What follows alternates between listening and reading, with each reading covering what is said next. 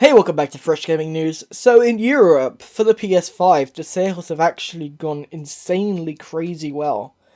So last year, they sold pretty well. I think it was still like the best seller, but now in 2022, it's done 200% increased.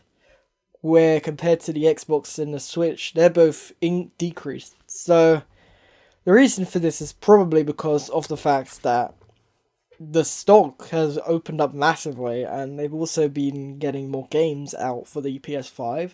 So more people want to buy the system, and also there's actually systems out there.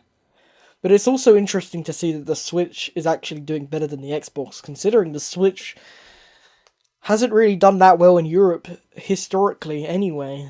And also it's basically about to be discontinued in a few years, if not this or next year.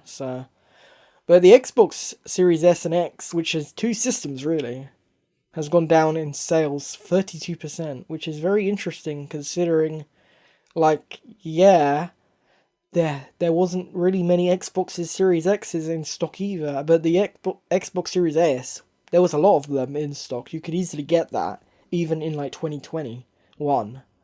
So it's very interesting to see that those sales have gone down, even though the Xbox Series X was out of stock. Maybe people are just not buying it, and that's why. I don't know. Or maybe people just don't see the point in buying that over the PS5 because the PS5 has just more interesting games.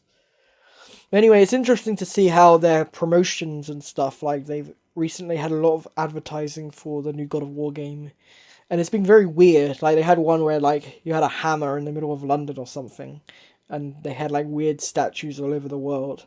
It's very weird what they're doing for their marketing, even though they don't really have that many games out recently. They had Forspoken, which was pretty garbage, really, wasn't it? And that's about it. They have, Final Fantasy 16 and Spider-Man coming out later this year. But other than that, I don't really think they have anything else coming out. They haven't really announced anything, have they?